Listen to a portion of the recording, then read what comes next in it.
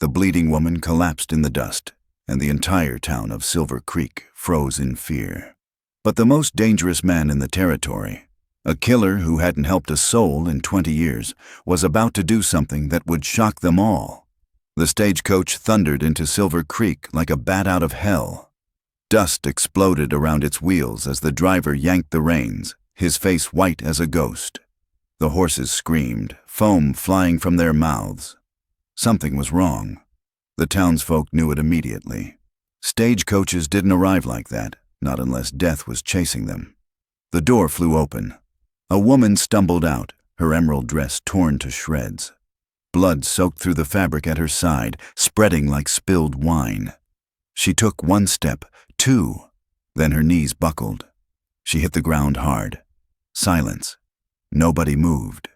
30 people stood frozen in the street like statues. The blacksmith's hammer stopped mid-swing. The saloon doors hung motionless. Even the wind seemed to hold its breath. Then the whispers started. "Lord have mercy. Is she dead? Who is she?" The women clutched their shawls, backing away. The men's hands drifted toward their gun belts, eyes scanning the horizon. Because if someone came into Silver Creek bleeding like that, whoever put the bullet in her wasn't far behind. The woman gasped, struggling to breathe.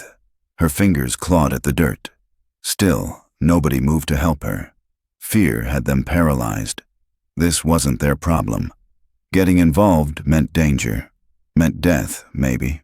But then someone did move. The mountain man stepped out of the general store. The crowd parted like the Red Sea. At 6'7", the mountain man was a walking nightmare. His face carried more scars than a battlefield, and his hands, those massive, calloused hands, had sent more men to their graves than anyone could count. He was a former outlaw, a killer, a man who'd turned his back on humanity 20 years ago. He came to town once a month for supplies, spoke to no one, looked at no one, made it crystal clear he wanted nothing to do with anyone's problems. The unspoken rule in Silver Creek: don't bother the mountain man, and he won't bother you. So when he started walking toward the bleeding woman, every jaw in town dropped. "What's he doing?" someone whispered. "He never helps nobody." The mountain man crossed the street in 4 long strides. The woman's eyes were rolling back in her head, her breathing shallow and rapid. Blood pooled beneath her in the dust. Without hesitation, the mountain man dropped to one knee and scooped her into his arms like she weighed nothing at all. The crowd gasped. "Get the doctor!" The mountain man's voice cut through the silence like a knife. Now, nobody moved. They were too shocked.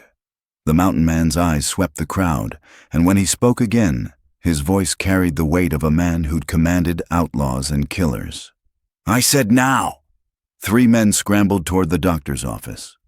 The mountain man turned and started walking, the woman cradled against his chest. Her blood stained his shirt, but he didn't seem to notice. "Doc!" he roared. "Get your bag ready!" The entire town watched in stunned silence as the most dangerous man in the territory, the man who'd killed without mercy, who'd sworn off helping anyone, carried a dying stranger toward salvation. If you're wondering what happens next, make sure you like this video and subscribe, because what the mountain man does next will change everything. Trust me, you don't want to miss this. The doctor burst out of his office, black bag in hand, spectacles askew. "Bring her inside, quickly!" The mountain man kicked the door open and laid the woman on the examination table. Her emerald dress was ruined, the fabric shredded by bullets and thorns. "Who is she?" the doctor asked, cutting away the dress to expose the wound. "Don't know, don't care," the mountain man said. "Just save her." But the stagecoach driver had followed them, inside, hat in his trembling hands. "Her name's Catherine Hartwell. From Boston." The mountain man's eyes narrowed. "What's a Boston socialite doing out here?" The driver swallowed hard. "She testified against the Dalton gang, murder trial. They came for her." The room went cold. Everyone knew the Dalton gang, ruthless killers who'd terrorized 3 territories. They didn't forgive. They didn't forget. "They ambushed us at Dead Man's Canyon," the driver continued, his voice shaking. 20 miles back, 5 of them, maybe 6. Started shooting soon as we entered the pass. Miss Hartwell, she pushed me down when she saw the rifle aimed at my head. Bullet got her instead. The doctor worked frantically, pulling instruments from his bag. She's lost a lot of blood. I whipped those horses harder than I ever have, the driver said. Thought we were dead for sure, but we outran them, barely. The mountain man's jaw clenched. You outran them. That means they're still coming. The driver nodded, tears streaming down his weathered face. They'll be here by nightfall. Maybe sooner. They want her dead, and they'll kill anyone who gets in their way. The doctor's hands froze. Then we should hide her, or send her on to the next town. She can't be moved, the mountain man said flatly. She'd die before you got her a mile down the road. Silence filled the room. Catherine's eyes fluttered open, unfocused and glazed with pain. She looked up at the mountain man's scarred face looming above her. Why? She whispered, her voice barely audible. Why? Help me. The mountain man's expression didn't change, but something flickered in his eyes. Something old, something painful. His jaw tightened, and in that moment, everyone in the room knew. The mountain man had a story of his own. A story that explained everything. Why? Catherine whispered again, her voice cracking. Why would you help me? The mountain man didn't answer. He just stared at her with those cold, unreadable eyes. The doctor worked frantically on her wound, but Catherine's gaze never left the mountain man's face. She needed to understand. In her world, the world of Boston high society, nobody did anything without a reason, especially not men like him. Who are you? The mountain man asked, his voice low and dangerous. Catherine's lips trembled. Someone who made a terrible mistake. The doctor glanced up. Miss Hartwell, you need to stay still. No. Her hand shot out, gripping the mountain man's wrist with surprising strength. You need to know. You all need to know what's coming. 6 months ago, Catherine Hartwell had been untouchable. The daughter of Judge Marcus Hartwell. She'd lived in a mansion on Beacon Hill. Silk dresses, opera boxes, charity galas where Boston's elite sipped champagne and pretended to care about the poor. She'd had everything. I was engaged, Catherine said, her breathing labored. To Richard Dalton. The mountain man's eyes narrowed. Dalton? His younger brother. Catherine coughed, blood flecking her lips. Richard wasn't like the others. He was kind, gentle, or so I thought. The doctor pressed a cloth to her wound. Miss Hartwell, please. Let her talk, the mountain man said. Catherine's eyes grew distant, remembering. 3 months before our wedding, I went to Richard's office. I wanted to surprise him with tickets to the theater. Her voice dropped to barely a whisper. I found him with his brothers, all of them, and there was a man tied to a chair. The room went silent except for her ragged breathing. They were torturing him, slowly, methodically. The man was begging, screaming. And Richard, my Richard, he was laughing. The mountain man's expression didn't change, but his hands clenched into fists. The man died right there in front of me. They strangled him with wire.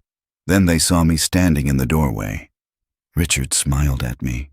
Catherine continued, tears streaming down her face. He actually smiled. Said it was business, said I'd understand once we were married, that this was how the Dalton family maintained their empire. She closed her eyes. He told me I had 2 choices, marry him and keep my mouth shut, or disappear. He said nobody would believe a woman over the Dalton family anyway. They owned half the judges in Boston, including my father. The doctor finished bandaging her wound. Your own father. Didn't know, Catherine said quickly. The Daltons had been bribing his clerks, manipulating his cases for years. My father was honest. That's why they wanted to marry into our family, for legitimacy. The mountain man leaned forward. So what did you do? Catherine's eyes blazed with sudden fire. I went to the federal marshal, told him everything. They'd been investigating the Daltons for months, but had no witnesses. Everyone was too terrified to talk. She struggled to sit up, wincing in pain. I testified in federal court, told them about the murder I witnessed, about the bribes, the extortion, the bodies buried in the harbor. I gave them names, dates, locations. That took guts, the stagecoach driver muttered. It took stupidity, Catherine said bitterly. The trial lasted 3 weeks. Every day Richard stared at me from the defendant's table, smiling, like he knew something I didn't. The mountain man's jaw tightened. What happened? They convicted 3 of the brothers. Richard got 20 years. His older brother James got life. The youngest, Thomas, got 15 years. Catherine's voice turned cold. But the eldest brother, Cole Dalton, he wasn't in Boston during the murder. No evidence against him. He walked free. She looked directly at the mountain man. The day after sentencing, Cole sent me a message. A single sentence written in blood on my bedroom mirror. You took my brothers. I'll take everything you love. The doctor gasped. Dear God. He started with my maid, found her in the Charles River 3 days later, then my father's law clerk, then my cousin. The federal marshals said they couldn't protect me, not from Cole Dalton. He had men everywhere, Boston, New York, Philadelphia. So they gave me a new name and put me on a train west. Catherine's laugh was bitter and broken. They said I'd be safe in California, that the Daltons didn't have reach out here, that I could start over. But they found you, the mountain man said, at a relay station in Kansas. I saw one of Cole's men asking about me, asking about a woman traveling alone from Boston. I ran, changed coaches, changed routes, kept moving. She grabbed the mountain man's wrist again, her grip desperate. But they're like bloodhounds. They never stop, never quit. And now they've caught up, the mountain man finished. Catherine nodded, exhausted. Cole Dalton doesn't just want me dead. He wants me to suffer first. He wants everyone who helps me to die screaming. He wants to make an example. The stagecoach driver backed toward the door. Then maybe we should run?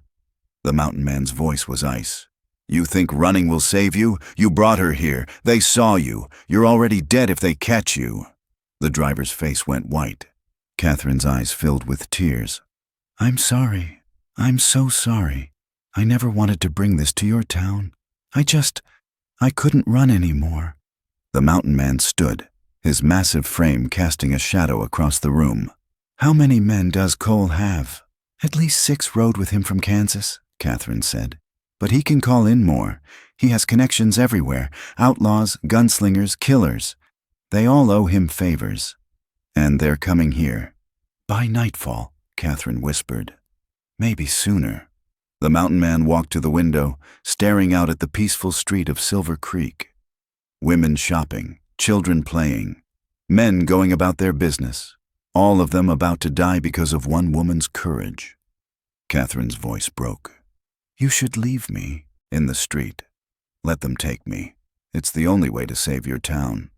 The mountain man turned, and for the first time, something like respect flickered in his cold eyes. You stood up when everyone else ran.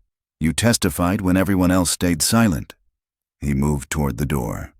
I know what that costs.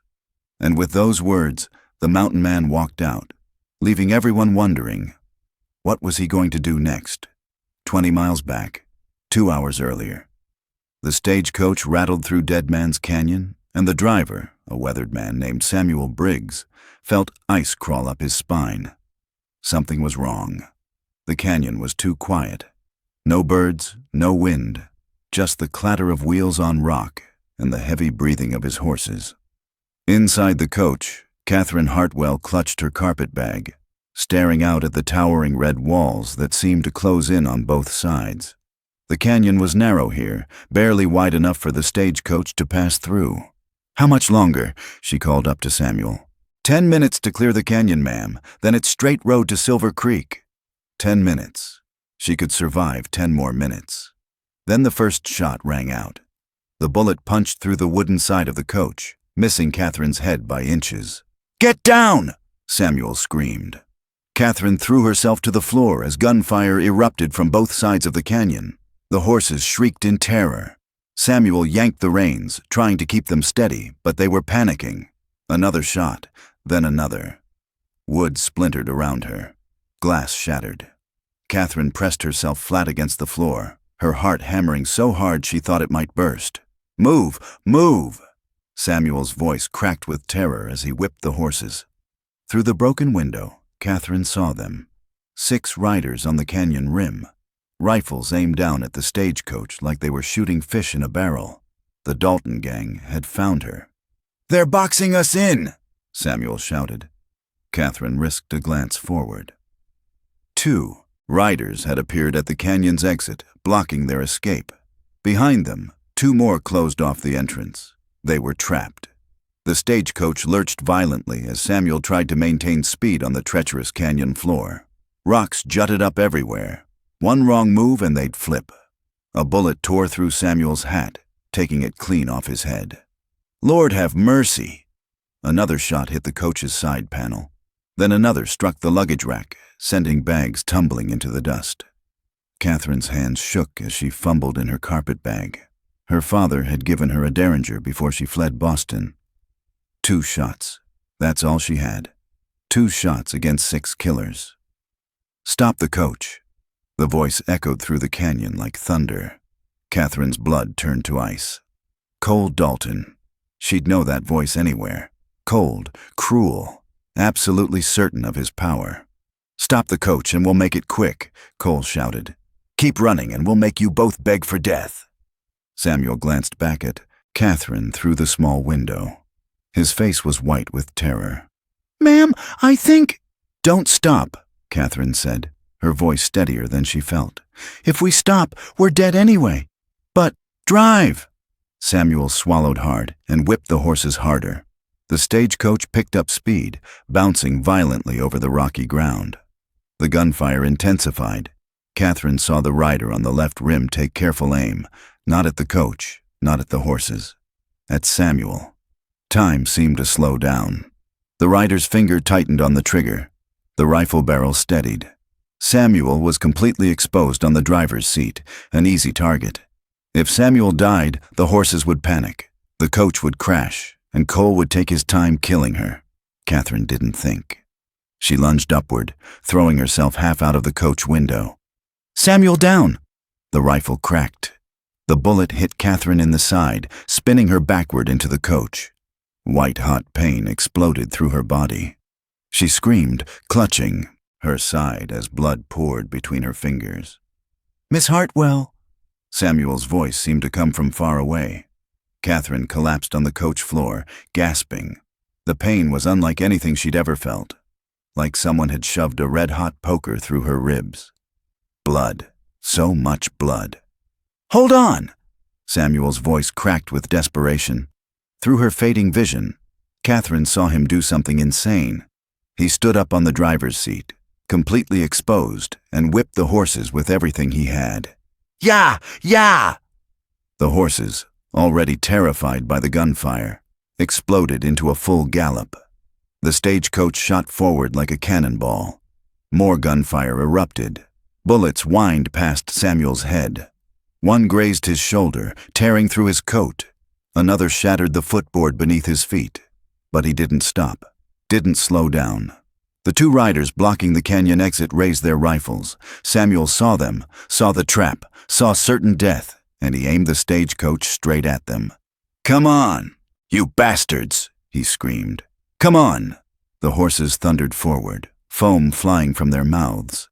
60 yards, 50, 40. The 2 riders held their ground, rifles aimed, 30 yards. Catherine tried to call out, tried to tell Samuel to stop, but blood filled her mouth. 20 yards. The riders' fingers tightened on their triggers. 10 yards. At the last possible second, the riders' horses panicked. They reared up, throwing off their riders' aim. The shots went wild. The stagecoach blasted through the gap like a battering ram. They were through. Out of the canyon, into open desert. But the Dalton gang was right behind them.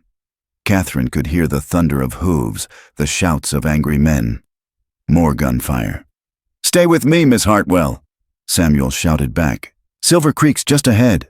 Catherine pressed both hands to her wound, trying to stop the bleeding. Her vision swam. The world tilted sideways. She'd saved Samuel's life. But at what cost? A bullet punched through the back of the coach, exiting through the roof. Another hit the rear wheel, sending splinters flying. "They're gaining!" Samuel's voice was raw with terror. Catherine's strength was fading. The blood wouldn't stop. She could feel herself slipping away. "Please," she whispered to no one. "Please, let us make it." The horses were exhausted, their gallop slowing. The Dalton gang was closing the distance. 200 yards, 150, 100. Then, through her dimming vision, Catherine saw it. Buildings, a church steeple, a town, Silver Creek. "Hold on!"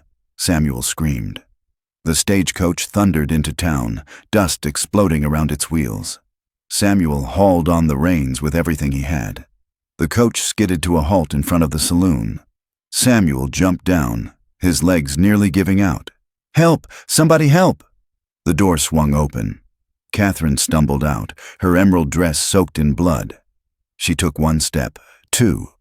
Then her legs buckled and she hit the ground. Behind them, in the distance, 6 riders appeared on the horizon. The Dalton gang had arrived, and they weren't stopping. Samuel looked at the bleeding woman in the dust, looked at the approaching riders, looked at the frozen townspeople. "God help us all," he whispered, because he knew what was coming next, and it was going to be a bloodbath. Catherine hit the ground hard.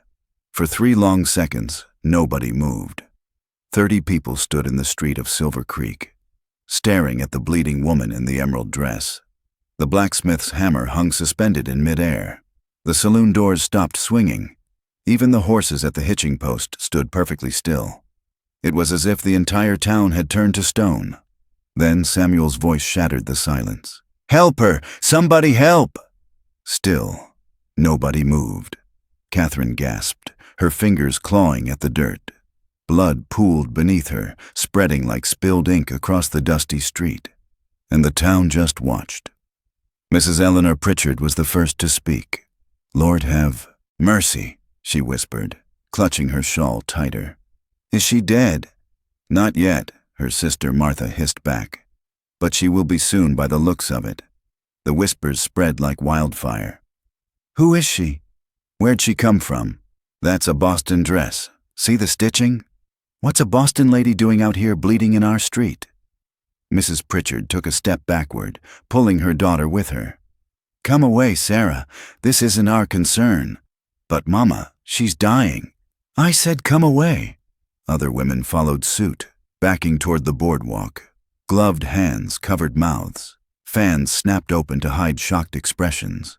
But their eyes never left Catherine's bleeding form. The men were different.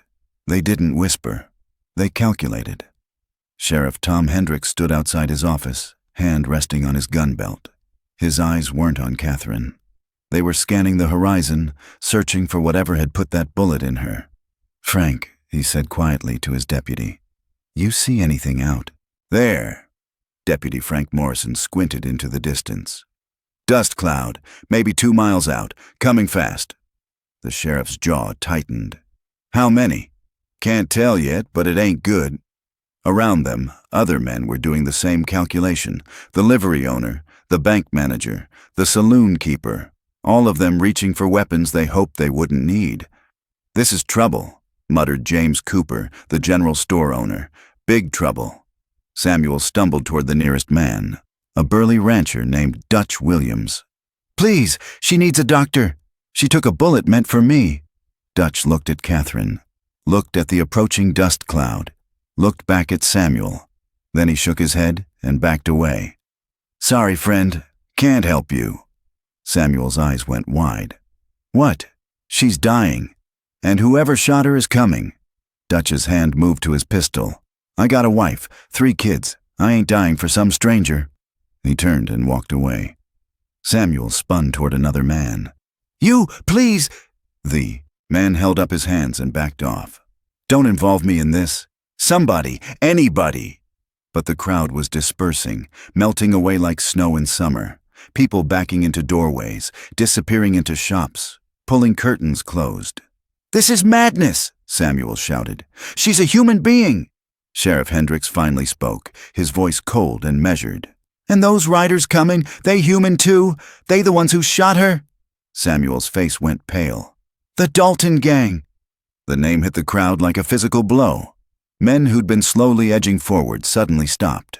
Women gasped. Someone dropped a basket, apples rolling across the street. "Jesus Christ," the sheriff muttered. "They'll be here in minutes," Samuel said desperately. "But if we can just get her to the doctor." "And then what?" The sheriff's voice rose. "The Daltons come riding in, asking questions, killing anyone who helped her. You want to make this whole town a target? She saved my life.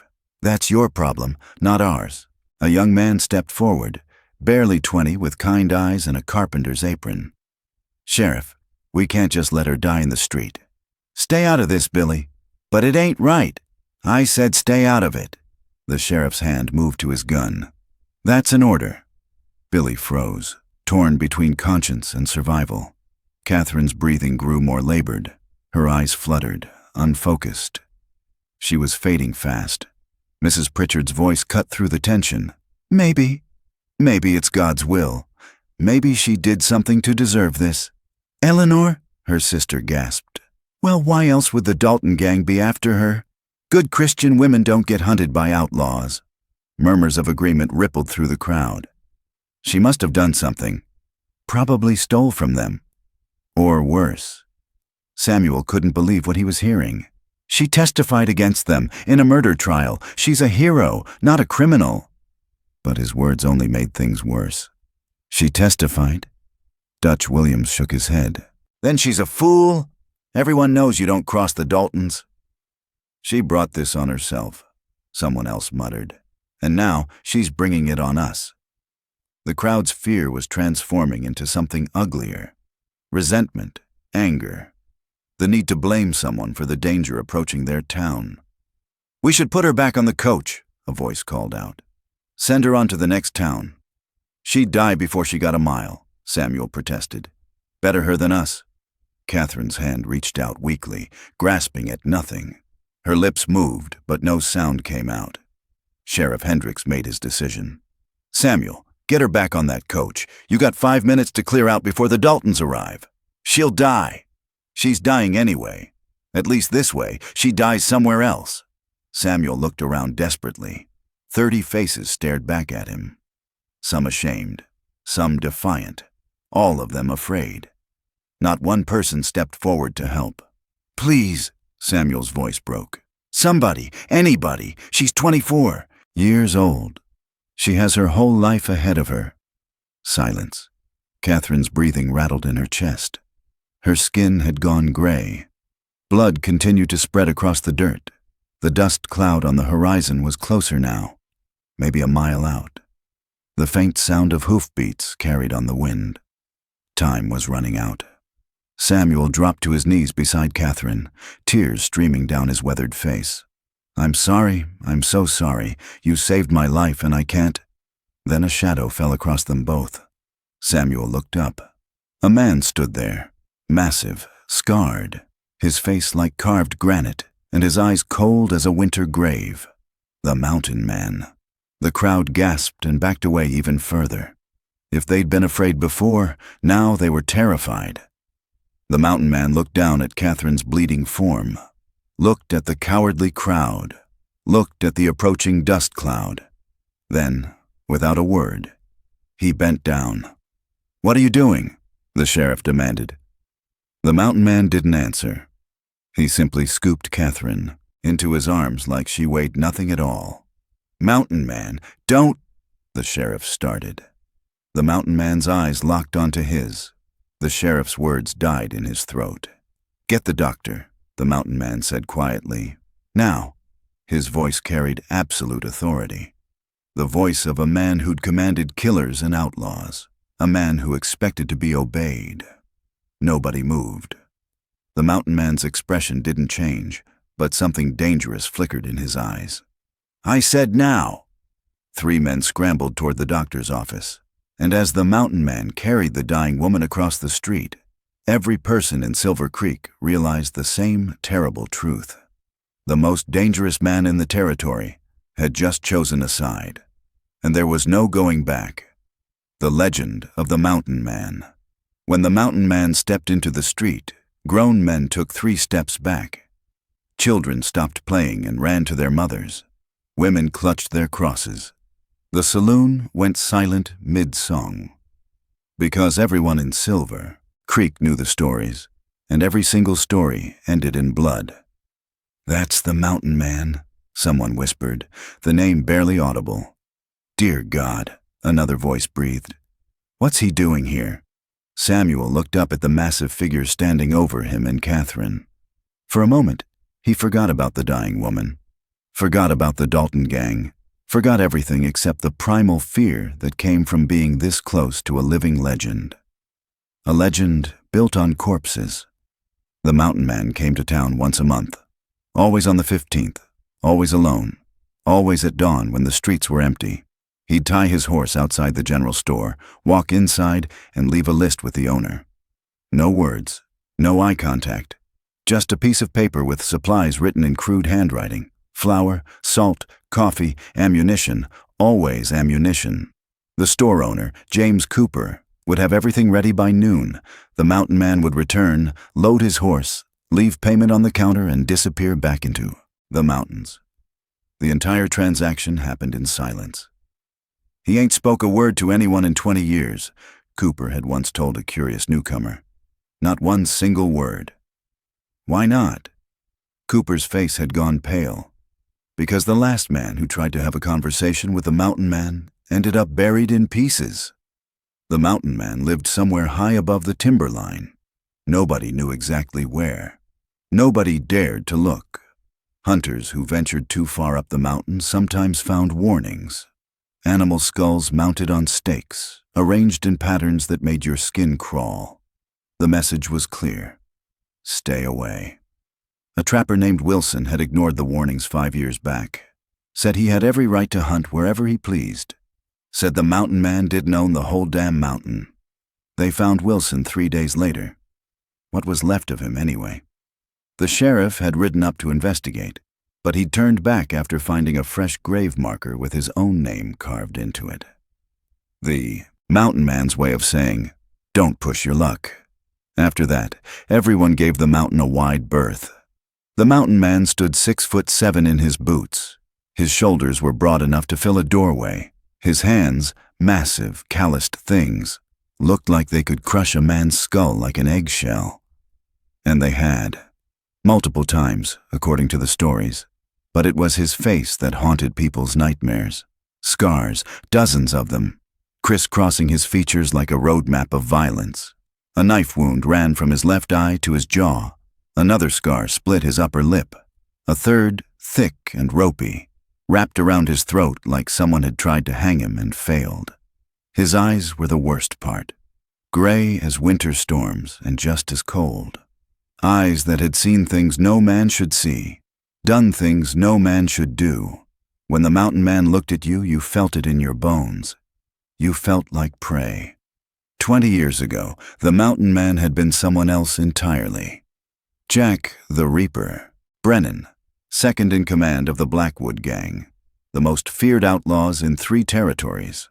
They'd robbed banks from Colorado to California, killed lawmen, burned towns, left a trail of bodies that stretched for hundreds of miles, and Jack Brennan had been the worst of them all.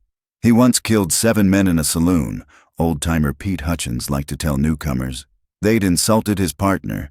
Jack walked in, didn't say a word, just started shooting. 7 men dead in under 10 seconds. "What happened to the partner?" someone always asked. Pete's face would go dark. "That's the question, ain't it?" Because 20 years ago, something happened. Something that made Jack Brennan walk away from the gang, walk away from the outlaw life, walk away from everything. He'd shown up in Silver Creek one winter morning, half dead from cold and blood loss. The doctor at the time, old Doc Morrison, had patched him up despite knowing exactly who he was, despite the wanted posters, despite the $5,000 bounty on his head. "Why'd you help him?" people had asked. Doc Morrison had shrugged. "Because he asked me to, and because I saw something in his eyes, something broken." Jack had recovered, paid the doctor triple. then disappeared into the mountains. 3 weeks later, the Blackwood gang rode into Silver Creek looking for him. They'd torn the town apart, threatened people, burned buildings, demanded to know where their second-in-command had gone. Nobody talked, not because they were protecting Jack, but because they genuinely didn't know. The Blackwood gang had camped outside town, waiting. They knew Jack would come back eventually. Everyone needed supplies. They waited 3 days. On the 4th day, Jack Brennan walked down from the mountains, alone, unarmed, hands empty. The gang leader, a monster named Silas Blackwood, had laughed. "You gone soft, Jack? Where's your guns?" Jack had looked at him with those cold gray eyes. "I'm done, Silas. I'm out. Nobody leaves the Blackwood gang." "I just did." Silas had drawn his pistol. So had his 5 men. 6 guns pointed at Jack's chest. "Last chance, Jack. Ride with us or die here." Jack hadn't moved, hadn't flinched, just stood there like a man who'd already made peace with death. "Then I die here." What happened next became legend. Silas pulled the trigger. The gun clicked, empty. All 6 guns clicked, empty. Jack had snuck into their camp the night before and removed every bullet from every weapon they owned. Before they could react, Jack moved. He killed Silas with his bare hands, broke his neck like a twig. Then he turned on the others. The fight lasted less than a minute. When it was over, 6 bodies lay in the street. Jack Brennan stood over them, covered in blood, breathing hard. He'd looked at the terrified townspeople. "I'm done with that life, but if anyone comes looking for me again, I'll do worse than this." Then he'd walked back into the mountains. And for 20 years, he'd kept his word. The mountain man wanted nothing to do with people. He didn't help, didn't interfere, didn't care. When a family's cabin burned down 3 winters ago, the mountain man had ridden past without stopping. When bandits robbed the bank 2 years back, the mountain man had been in town buying supplies. He'd watched the robbery happen, then calmly finished his shopping and left. "He's got no heart," people said. "No soul. Just a killing machine that decided to stop killing." The unspoken rule in Silver Creek: the mountain man helps no one, expects nothing, wants to be left alone. So when he stepped forward to help the bleeding woman in the emerald dress, every person in town felt the same shock, because the mountain man didn't break his rules. Ever. Samuel stared up at him, confused and terrified. Why are you helping?" The mountain man didn't answer. He just looked down at Catherine's dying form, and for the briefest moment, something flickered across his scarred face. Something that looked almost like pain. Then it was gone, replaced by cold determination. The mountain man bent down and scooped Catherine into his arms. "Get the doctor," he said quietly. "Now." The crowd stood frozen in disbelief. After 20 years of isolation, 20 years of refusing to help anyone, 20 years of being a ghost, the mountain man had chosen to get involved. And everyone knew, when the mountain man got involved, people died. The only question was, who would it be this time? The impossible rescue. The mountain man had watched people die before. Hundreds of them, maybe thousands. He'd stopped counting years ago. He'd learned to turn his heart to stone, to walk past suffering without flinching, to let the world burn while he stayed in his mountains, alone and untouchable. For 20 years, that's exactly what he'd done. But when Catherine Hartwell collapsed in the dust, something inside him cracked. He saw her hand reaching out, saw the blood spreading, saw her lips moving in a silent prayer. And suddenly, he wasn't in Silver Creek anymore. He was 20 years in the past, watching another woman die while he stood frozen and useless. Not again. The words echoed in his mind like thunder. Never again. The mountain man's feet moved before his brain caught up. One step, then another. Then he was crossing the street, his long strides eating up the distance. The crowd parted like the Red Sea. People scrambled backward, tripping over each other to get out of his way. Mrs. Pritchard grabbed her daughter so hard the girl yelped. Dutch William's hand went to his gun, then thought better of it. Nobody, absolutely nobody, got in the mountain man's way.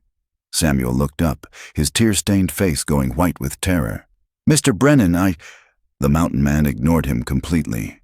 His eyes were locked on Catherine, on the blood, on the shallow, desperate breaths that meant she had minutes left, maybe less. He dropped to one knee beside her, and the impact sent dust billowing into the air. Catherine's eyes fluttered open. Through her fading vision, she saw a scarred face looming above her, a face that looked like it had been carved from granite and violence. She should have been terrified, but something in those cold gray eyes made her feel safe. "Stay with me," the mountain man said quietly. His voice was rough from disuse, like gravel scraping against stone, but there was something else in it, something she couldn't quite identify. Desperation. The mountain man slid one massive arm under her shoulders, the other under her knees. His movements were surprisingly gentle, like he was handling something precious and fragile. "This is going to hurt," he warned. Then he lifted her. Catherine weighed maybe 120 pounds. In the mountain man's arms, she felt weightless. He rose to his full height in one smooth motion, cradling her against his chest. Her blood soaked into his shirt, but he didn't seem to notice or care. The crowd gasped. "He's actually doing it," someone whispered. "The mountain man's helping someone." "I don't believe it." The mountain man turned, scanning the frozen faces around him. His expression was cold and hard, but his arms held Catherine with impossible gentleness. "Where's the doctor?" His voice cut through the whispers like a knife. Nobody answered. They were too shocked to speak. The mountain man's jaw tightened. I asked a question. Still silence. The mountain man's eyes swept across the crowd, and everywhere his gaze landed, people flinched. "The doctor," he repeated, his voice dropping to something dangerous. "Where is he?" Sheriff Hendricks finally found his voice. "Mountain man, you don't want to get involved in this. Too late." The mountain man started walking toward the doctor's office. "I'm already involved. The Dalton gang is coming. They'll kill anyone who helps her." The mountain man didn't slow down. "Then they can try." The crowd scrambled out of his path. Some people ducked into buildings. Others pressed themselves against walls. A few brave souls followed at a distance, unable to look away. Catherine's head lolled against the mountain man's chest. Her breathing was getting worse, shallow and ragged. "Stay with me," the mountain man said again, quieter this time. "Just a little longer." The mountain man reached the doctor's office and kicked the door open. The wood splintered under the impact, the door slamming against the inside wall hard enough to crack the plaster. "Doc!" The mountain man's voice boomed through the building. "Get your bag ready." Dr. Henry Walsh appeared at the top of the stairs, spectacles askew, medical bag already in hand. He was a thin man in his 50s, with kind eyes and steady hands. He took one look at the mountain man holding the bleeding woman and didn't hesitate. "Examination room, now." The mountain man carried Catherine through the narrow hallway. His broad shoulders barely fit through the doorframe. He had to turn sideways to navigate the tight space. The doctor rushed ahead, clearing his examination table with one sweep of his arm. Books and instruments clattered to the floor. "Here, lay her down gently." The mountain man lowered Catherine onto the table with the same care someone might use handling a newborn. Her eyes opened briefly, focusing on his scarred face. "Why?" she whispered. The mountain man's jaw tightened, but he didn't answer. The doctor immediately began cutting away her dress, exposing the bullet wound. "Dear God, she's lost so much blood. Can you save her?" The mountain man's voice was flat, emotionless, but his hands, still resting on Catherine's shoulders, trembled slightly. "I don't know. The bullet's still in there. If it hit anything vital." "Can you save her?" The doctor looked up at the mountain man's face, saw something there that made him swallow hard. "I'll do everything I can." "That's not what I asked." The doctor had been practicing medicine for 30 years. He'd dealt with angry husbands, desperate fathers, grieving mothers. He'd learned to stay calm under pressure, to project confidence even when he felt none. But the mountain man was different. When the mountain man spoke, you didn't hear a request. You heard a command. The kind of command that came from a man who'd led killers and outlaws, a man who expected absolute obedience. "I need hot water," the doctor said, forcing himself to focus. "Clean bandages, whiskey for sterilization, and someone to hold her down when I dig out the bullet." "I'll hold her." The mountain man's hands moved to Catherine's shoulders, pinning her gently but firmly to the table. Samuel burst through the door, followed by 3 townspeople. "Doc, is she—" "Out!" the doctor snapped. "Everyone out except the mountain man." "But now!" The door slammed shut, leaving the crowd standing in the hallway. For a long moment, nobody spoke. Then the whispers started. "Did you see that? The mountain man just helped someone. Carried her like she was made of glass. 20 years he's ignored everyone, and now—" Sheriff Hendricks pushed through the crowd, his face grim. "This changes everything." "What do you mean?" someone asked. "The mountain man just made a choice. He chose to protect that woman." The sheriff looked toward the horizon, where the dust cloud was getting closer. "Which means when the Dalton gang arrives, they're not just coming for her anymore." The crowd went silent as the terrible truth sank in. "They're coming for the mountain man too," Dutch Williams finished. Mrs. Pritchard clutched her cross. "God help us all." Inside the examination room, the doctor worked frantically. Catherine screamed as he probed the wound, searching for the bullet. Her body arched off the table, trying to escape the pain. The mountain man held her down. Not roughly, not violently, but with the kind of strength that made resistance impossible. "I'm sorry," he said quietly, his voice barely audible over her screams. "I'm sorry." The doctor's forceps found metal. "Got it!" He pulled, and the bullet came free in a spray of blood. Catherine's scream cut off abruptly. Her eyes rolled back. Her body went limp. "She's unconscious," the doctor said, immediately packing the wound. "Probably for the best. Now I can work." The mountain man didn't move. His hands stayed on Catherine's shoulders, holding her steady, even though she couldn't feel it anymore. The doctor glanced at him. "You can let go now." "No." The mountain man's voice was firm. "I stay until she's safe." The doctor opened his mouth to argue, then thought better of it. When the mountain man made a decision, you didn't question it. You just got out of his way. The debt that never dies. Catherine's eyes fluttered open as the doctor stitched her wound. The pain was distant now, muffled by shock and blood loss. Everything felt dreamlike and unreal, except for the hands on her shoulders. Those felt solid, real, anchoring her to the world. She turned her head slightly and saw him, the scarred giant who'd saved her life. His face was carved from stone, expressionless and cold, but his hands trembled. "Why?" Catherine whispered, her voice barely audible. The mountain man's jaw tightened. He didn't answer. "Why would you—" She coughed, tasting copper. "Why would you help me?" For a long moment, the mountain man said nothing. His gray eyes stared at something far away, something only he could see. Then, quietly, "Because I didn't help her." The memory hit the mountain man like a bullet. 20 years ago, a different town, a different life. He'd been Jack the Reaper Brennan then, second in command of the Blackwood gang, a killer with a reputation that made grown men cross the street. They'd just robbed a bank in Redemption, Colorado. $3,000 split 6 ways. Easy money. But the law had been waiting. The ambush happened at dawn. 20 deputies, rifles. No warning. The Blackwood gang had scattered like rats, bullets tearing through the morning air. Jack's horse had been shot out from under him. He'd hit the ground hard, his leg shattered. "Get up!" Silas Blackwood had screamed. "Get up!" But Jack couldn't. The pain was blinding. His leg bent at an angle that made his stomach turn.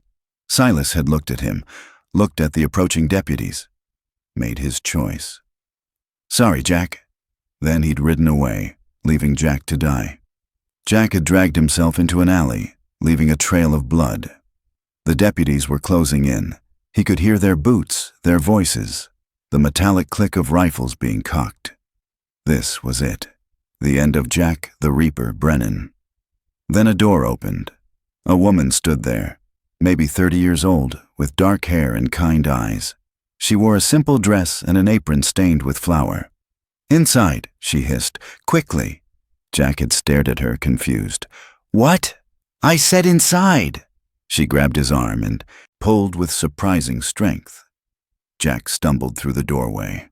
The woman slammed the door shut and threw the bolt. "Under the table, now!" Jack crawled under her kitchen table. The woman threw a tablecloth over it, hiding him completely. Seconds later, fists pounded on the door. "Open up! Sheriff's business!" The woman opened the door, her face perfectly calm. "Good morning, Sheriff. What can I do for you?" "We're looking for a man, outlaw, wounded. You seen anyone?" Jack held his breath under the table, his hand on his pistol. If she betrayed him, he'd take as many of them with him as he could. "An outlaw?" The woman's voice was shocked. "Here, in Redemption?" "Answer the question, ma'am." "I haven't seen anyone, Sheriff. I've been baking bread since before sunrise. Just me and my oven." A pause. Jack could hear the sheriff's boots on the wooden floor. Coming closer. "Mind if we look around?" "Of course not, though I'd appreciate it if you wiped your boots. I just mopped." The absurdity of it almost made Jack laugh. Here he was, bleeding under a table, and this woman was worried about her floors. The sheriff searched the house, came within 3 feet of Jack's hiding spot, but the woman distracted him with fresh bread and coffee, chatted about the weather, asked about his wife. Finally, the sheriff left. The woman waited 10 minutes. Then she pulled back the tablecloth. "They're gone." Jack stared at her. "Why did you help me?" "Because you needed help." She said it like it was the simplest thing in the world. For 3 days, she hid him, set his broken leg, fed him, changed his bandages, never asked his name, never asked what he'd done. On the 3rd night, Jack finally spoke. "You know who I am, don't you?" She was stirring soup at the stove. "I know what you are, what you were. What you might become, that's still up to you." "I'm a killer. I know. I've done terrible things. I know that too." Jack sat up in the bed she'd given him. "Then why save? Me?" The woman turned, and for the first time, Jack saw the sadness in her eyes. 5 years ago, my husband was dying. Consumption. We had no money for a doctor. I begged everyone in town for help. The bank, the church, our neighbors. She stirred the soup slowly. They all said no. Said we should have saved money. Said it was God's will. Said it wasn't their problem. What happened? He died in my arms, coughing blood, begging me to make the pain stop, and I couldn't do anything except hold him. Her voice cracked. I swore that day I'd never turn away someone who needed help, no matter who they were, no matter what they'd done, because I know what it feels like to be desperate and alone. Jack had no words. For the first time in his violent life, he felt something like shame. On the 4th day, the Blackwood gang came back. They rode into Redemption at noon, 6 men with guns and bad intentions. Silas Blackwood kicked open the door of the sheriff's office. "Where is he?" "Where's who?" "Jack Brennan. We know you caught him. We want him back." The sheriff had laughed. "Brennan's dead, bled out in an alley. We buried him yesterday. Show me the grave." They'd gone to the cemetery. The woman had been smart. She'd actually dug a grave and put up a marker with Jack's name on it. Silas had stared at it for a long time. Then he'd spit on the dirt. Good riddance. The gang had ridden out of town. Jack had watched from the woman's window, his heart pounding. He was free. The gang thought he was dead. He could start over. The woman had smiled.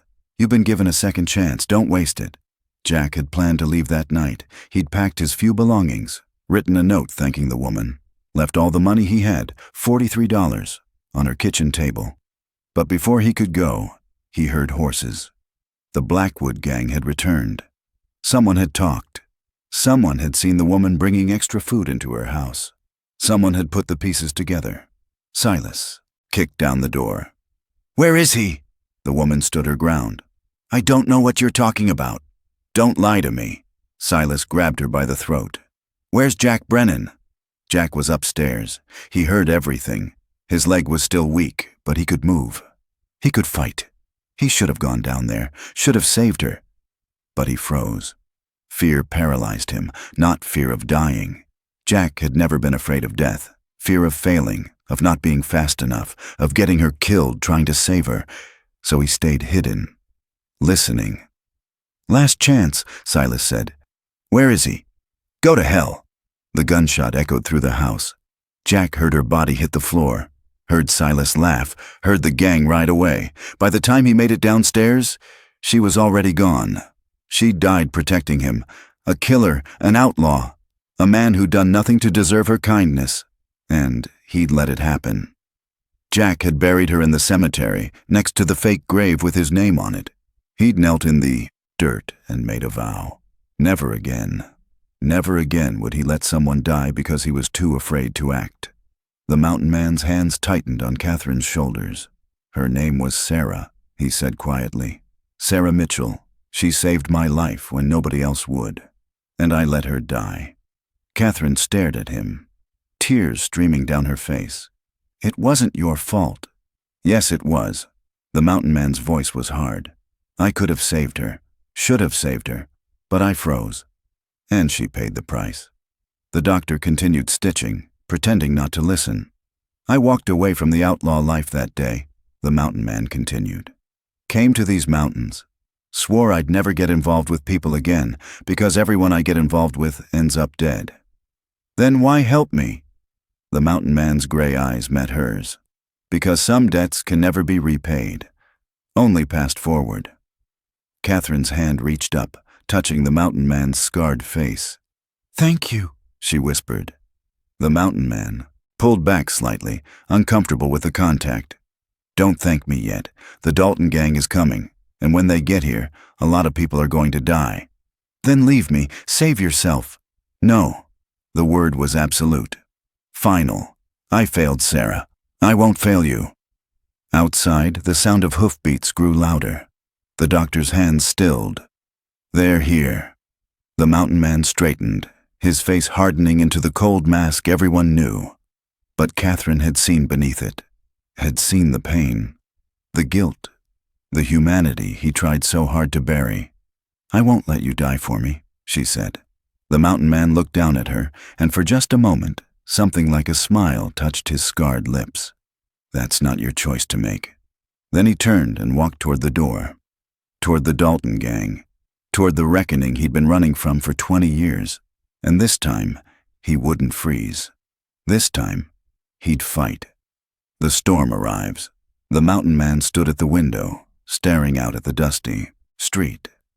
The sun was dropping toward the horizon. Maybe 2 hours of daylight left. Behind him, the doctor finished bandaging Catherine's wound.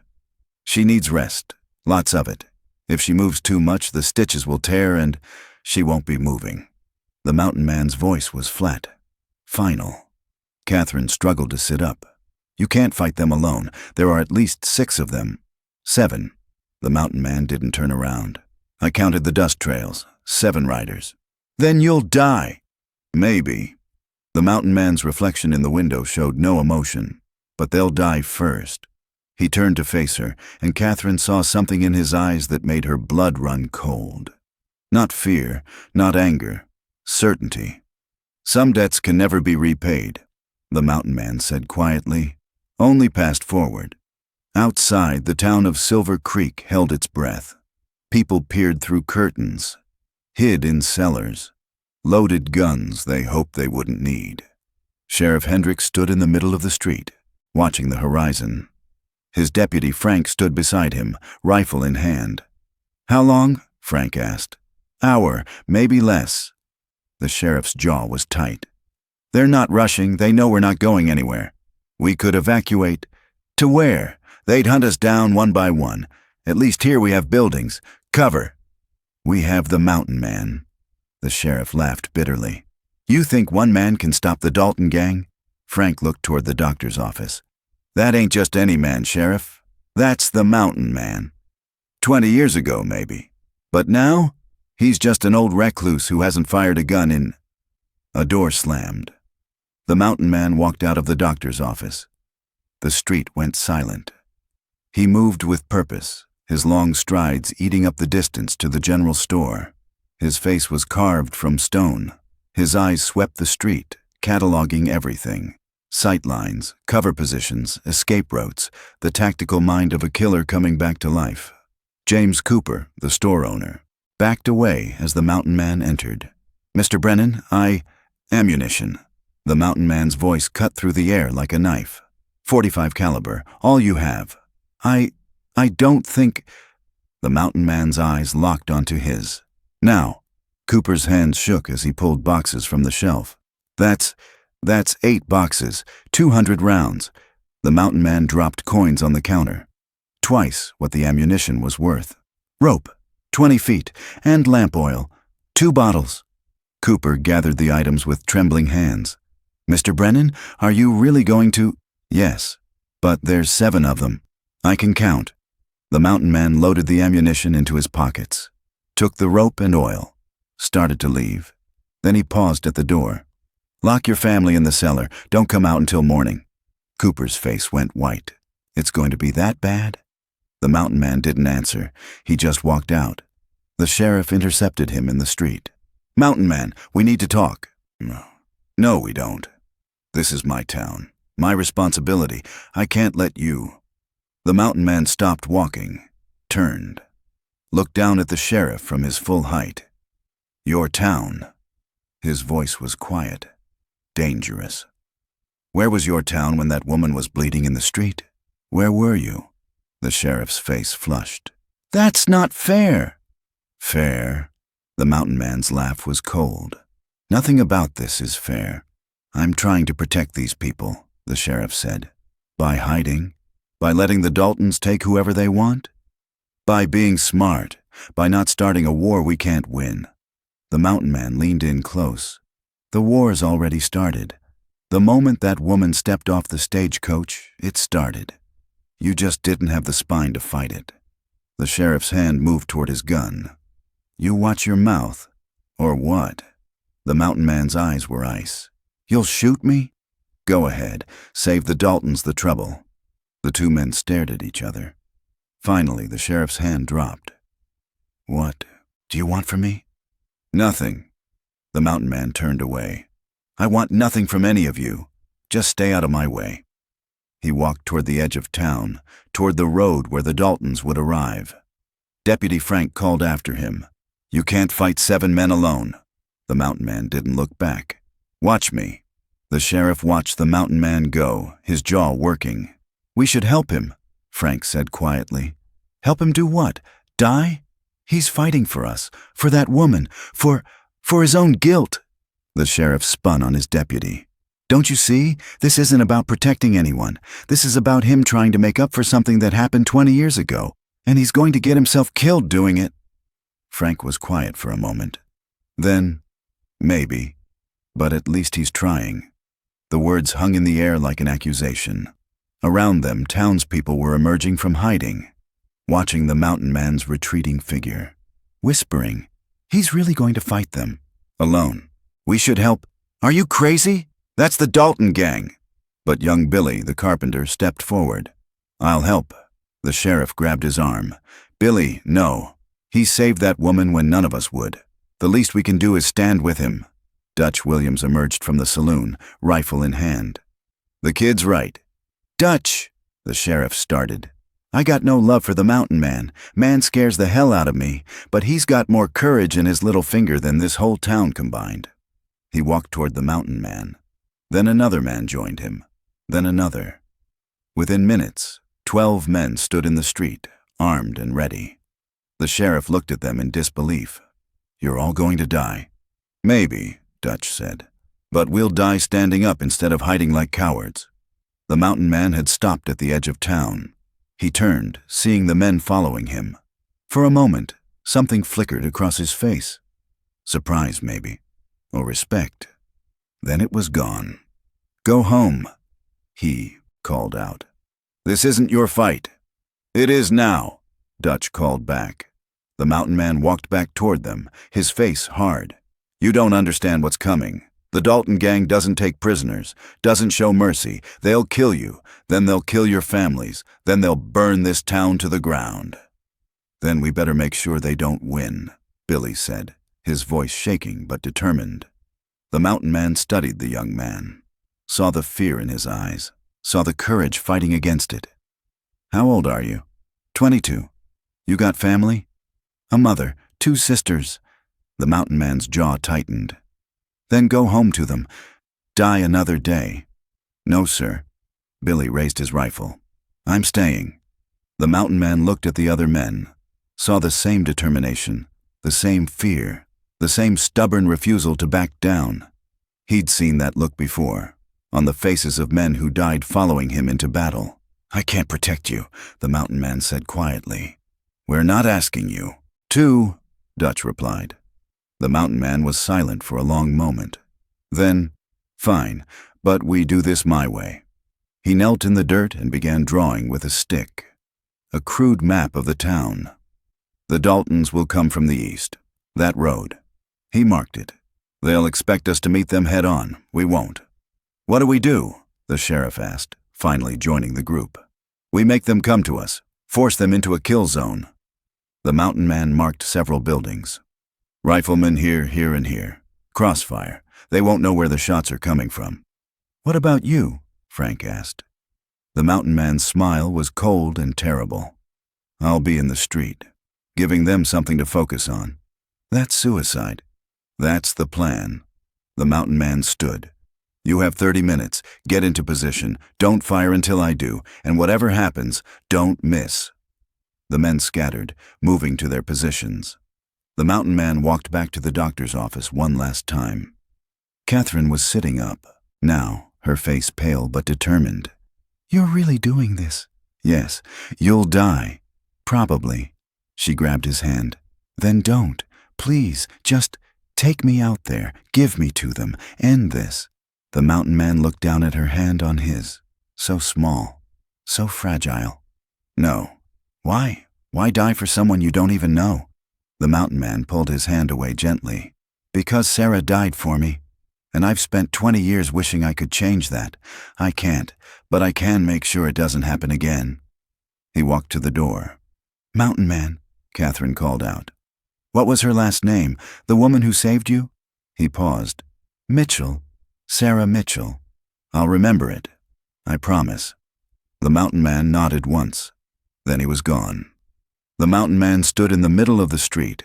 The sun was touching the horizon now, painting the sky blood red. Shadows stretched long across the dusty ground. He checked his guns. 2 Colt .45s, worn but well-maintained. He loaded them methodically, each bullet sliding home with a soft click. Around him, the town was silent. Empty, like a ghost town waiting for its ghosts. But the mountain man knew better. In the buildings, behind windows and doors, 12 men waited with rifles. Scared, determined, ready to fight. It wasn't enough. Not against the Dalton gang, but it was something. The mountain man holstered his guns and waited. The wind picked up, carrying dust and the smell of coming violence. Then he saw them. 7 riders appeared on the horizon. They came slowly, confidently. Men who knew they had all the power, all the time in the world. At the front rode Cole Dalton. Even from a distance, the mountain man could see him. Tall in the saddle. Black hat, black coat. A man who wore death like a second skin. The riders stopped at the edge of town, maybe 200 yards out. For a long moment, nobody moved. Then Cole Dalton's voice carried across the distance, cold and mocking. Jack Brennan, I heard you were dead. The mountain man said nothing. Just stood there, waiting. 20 years hiding in the mountains, Cole laughed. And you come out for some Boston whore? You've gone soft, Jack. Still, the mountain man didn't respond. Cole's voice turned hard. Send her out. We'll kill her quick. Then we ride away. Nobody else has to die. The mountain man's hand moved to his gun, not drawing, just resting there. No, he called back. His voice carried across the empty street like a death sentence. Cole leaned forward in his saddle. What did you say? I said no. The mountain man took 1 step forward. You want her? You go through me. The Dalton gang laughed. 7 men against 1. You always were crazy, Jack, Cole said. But this is suicide. Maybe. The mountain man took another step. But I'm taking you with me. The laughter died. Cole's hand moved to his gun. Last chance, Jack. Walk away. No. Then you die here. The mountain man's smile was cold and terrible. We all die somewhere. For 3 heartbeats, the world held its breath. Then Cole Dalton drew his gun, and hell came to Silver Creek. The mountain man's hands moved like lightning, both Colts clearing leather in a blur of motion. The old skills, buried for 20 years, came roaring back. He fired. The first shot took Cole's hat off. The second hit the rider next to him in the shoulder. Then the world exploded in gunfire. The Dalton gang returned fire, 7 guns blazing. Bullets tore through the air around the mountain man. One grazed his arm. Another took a chunk out of his boot. But the mountain man didn't stop, didn't flinch. He walked forward, firing with each step. And from the buildings, rifles opened up. The crossfire caught the Daltons by surprise. Bullets came from 3 directions at once. Horses screamed and reared. Men shouted in confusion and pain. One rider fell, then another. But there were still 5 left, and they were charging straight at the mountain man. The mountain man stood his ground, as 700 pounds of horse and rider thundered toward him. His guns were empty. No time to reload. Cole Dalton's face was twisted with rage, his gun aimed directly at the mountain man's heart. Die, you son of a... The shot rang out. But it didn't come from Cole's gun. It came from behind the mountain man, from the doctor's office, where Catherine Hartwell stood in the doorway, her father's Derringer smoking in her trembling hand. Cole Dalton's eyes went wide. He looked down at the red stain spreading across his chest. Then he fell from his horse. The remaining Daltons skidded to a halt, staring in shock at their fallen leader. The mountain man used the moment to reload. Click, click, click. 6 bullets in 6 seconds. He raised both guns. Your move, he said quietly, and the real battle began.